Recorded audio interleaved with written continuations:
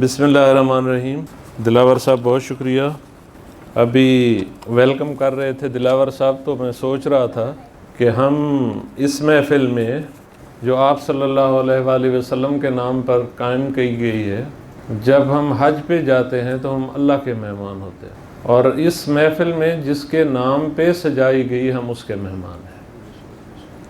तो इंशाअल्लाह आपको वही वेलकम करेंगे, वहीं से आपको अजर मिलेगा।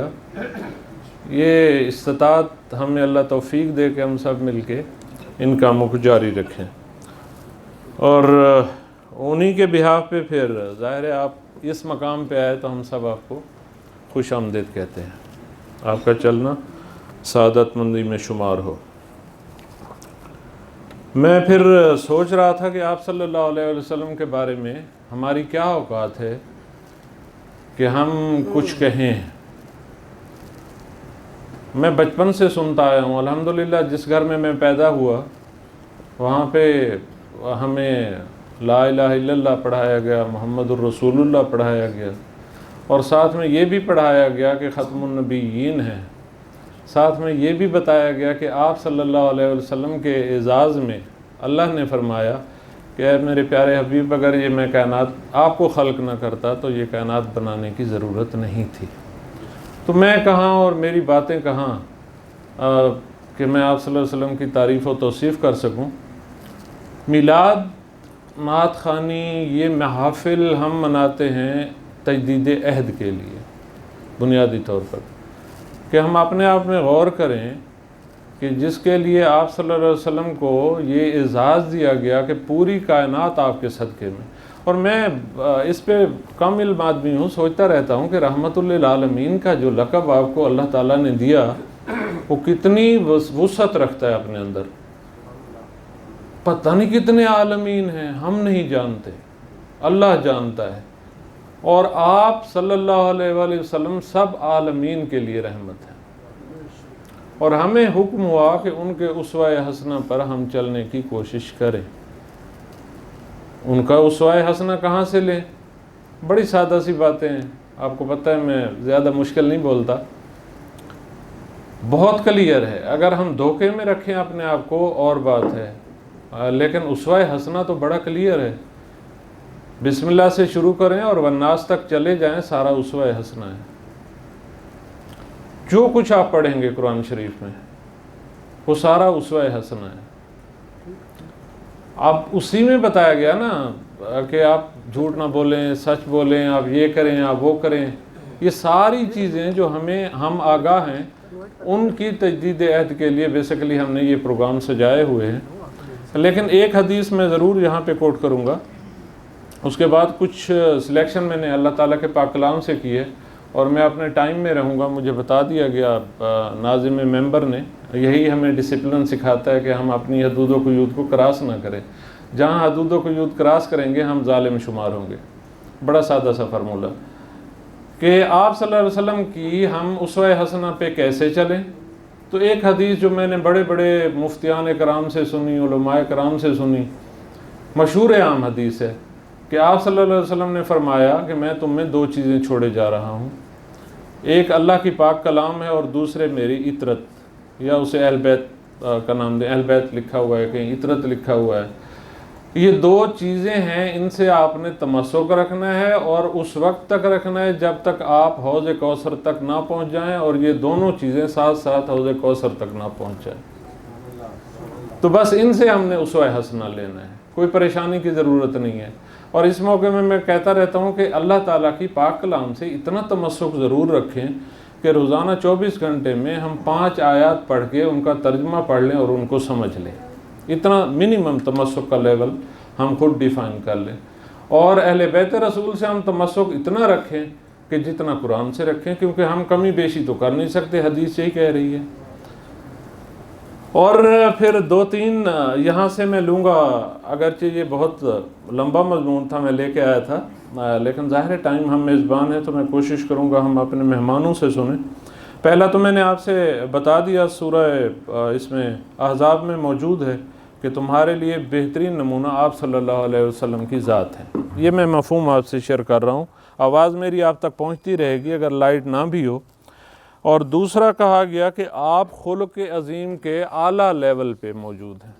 تو یہ بھی ہمارے لیے اسوہ حسنہ ہے کہ جب ہم کسی سے بات کریں گے تو وہ اعلیٰ ترین لیول ہم فالو کرنے کی کوشش کریں، ایسا نہ ہو کہ ہمارا خلق کہیں اور ہو اور جس کو ہم مانتے ہیں وہ خلق ہمیں کچھ اور سکھا رہا ہو۔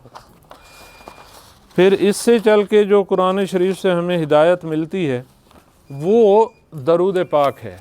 اس کی اہمیت آپ کو ہمارے دلاور صاحب نے اس میں بیان کر دی شعری صورت میں، اور میں نے جو حدیث سنی ہوئی ہے وہ اس کا مفہوم یہ ہے کہ اگر آپ مایوس ہو جائیں کسی بھی گناہ سے کہ شاید یہ نہ بخشا جائے، تو درود پاک ایک ایسی رحمت و برکت رکھتا ہے کہ اس کے صدقے میں وہ معاف ہو سکتا ہے۔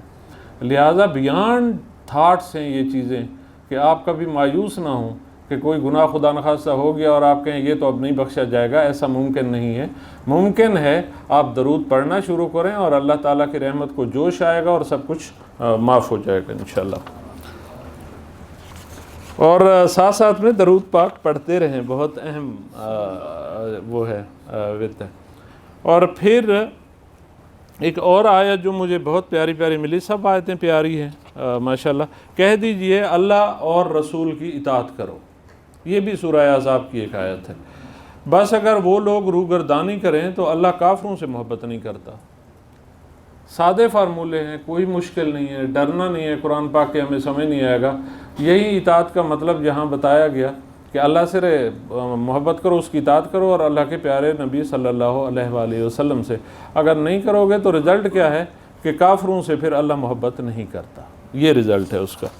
اور آخری جو میں اس میں آپ سے شیئر کروں گا، کیا کہتے ہیں ان کو، گزارش اپنی، کہ آج کے دن ہم نے عہد کرنا ہے، کوشش کریں، عہد کریں کہ ہم اس اسوہ حسنہ کو لے کے چلیں گے۔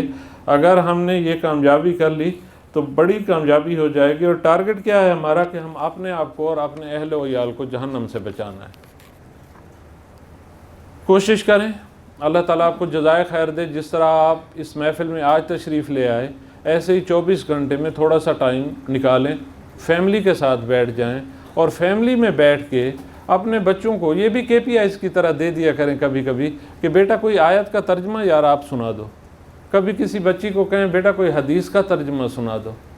یہ آپ کو تمسک کی طرف لے جائے گا۔ تمسک کہتے ہیں بیسیکلی، میں عربی تو جانتا نہیں ہوں، ریلیشن شپ کو، کہ آپ نے رشتہ اپنا پکا کرنا ہے اللہ سے اور اس کے پیارے نبی صلی اللہ علیہ وسلم سے۔ تو رشتہ پکا تو ایسے ہی ہوگا جب بات چیت چلے گی۔ جہاں بات چیت چلتی ہے وہیں پہ رشتے امکان ہوتا ہے کہ جڑ جائیں۔ پہلے آپ جاتے ہیں، بات چیت کرتے ہیں، پھر باتیں طے ہوتی ہیں اور پھر آگے رزلٹ نکلتا ہے۔ تو اگر ان تمسک میں ہم جائیں گے انشاءاللہ تو یقیناً اچھا رزلٹ نکلے گا۔ اللہ تعالیٰ آپ کو جزائے خیر دے۔ بہت شکریہ۔ میرا بہت دل چاہ رہا ہے کہ میں بھی اگرچہ باقاعدہ نعت خوان نہیں ہوں، لیکن اپنی ذاتی لائف میں نعت وغیرہ کچھ نہ کچھ کہتا رہتا ہوں، اور سو کے اٹھ کے چل کے۔ تو ایک دو شعر میں آپ کی اجازت سے، اگر آپ اجازت دیں، میرے سر پہ نہیں جانا، آپ نے خلوص پہ جانا ہے۔ آپ درود پاک پڑھ لیں اور میں نعت آپ سے شروع کروں۔ اللہم صلی اللہ علیہ وسلم۔